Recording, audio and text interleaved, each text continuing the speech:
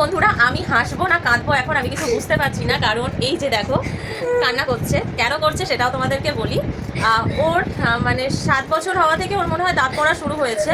তো ওর যখনই দাঁত নড়তো আমরা তো কেউ সাহস পেতাম না দাঁতে হাত দেওয়ার, ঠিক আছে। তো ও যেখানে পড়তে যায় ওর বম্মা ওর দাঁতগুলো নাড়িয়ে প্রথম দিনে নাড়িয়ে দেয়, তারপরের দিনে দাঁতটা ভেঙে দেয়। তো এই দুদিন আগে একটা দাঁত নড়ছিল সেটা ভেঙে দিয়েছে, আর কালকে একটা দাঁত নাড়িয়ে দিয়ে আজকে ভেঙে দিয়েছে। তো দুটো দাঁত খোগলা এখন, তো দেখে না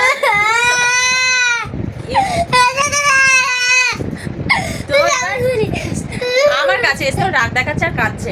আমি পড়তে যাবো না বলেছিলাম, দাঁত ভেঙে দেবে, তো সেই তুমি আমাকে পড়তে পাঠালে আর আমার দাঁতটা দেখো ভেঙে দিয়েছে। তো দাঁতটা না ভাঙলেও তো কিছু করা যাবে না, ওই দাঁত থেকে আবার পাশ থেকে হয়তো দাঁত উঠে যাবে, যেটা ওর বাবার হয়েছে। তো তোমরাই বলো।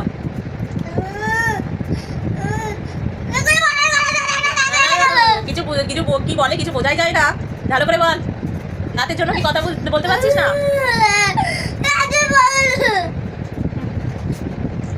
আমার হাসি পাচ্ছে,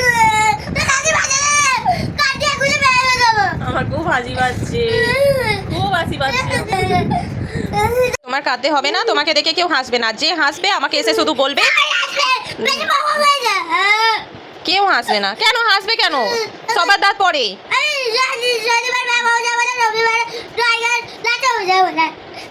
সবার দাঁত পড়ে।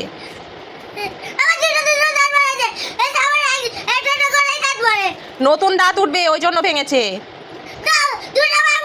হ্যাঁ, বুড়িদের তো দাঁত ভাঙে। বল তুই। ওই আমার তো দাঁত ভাঙছে না। আমার দাঁত ভেঙেছে বল তুই। তোর দাঁতগুলো কেন ভাঙছে? বুড়ি হয়ে গেছিস তুই? আচ্ছা মা, তোমার দাঁত নিয়ে যে হাসবে, যে হাসবে তাকে নিয়ে আমার কাছে আসবে, ঠিক আছে?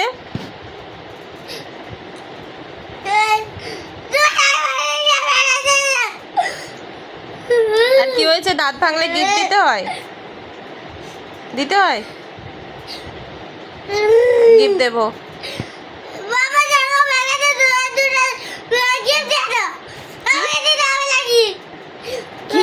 কি হয়েছে? বাবার জন্মদিনে গিফট দিয়েছি, দিয়েছি তো তোকে।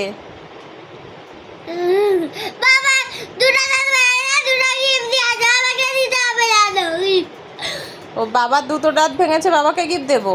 বাবার কোথায় দাঁত ভেঙেছে?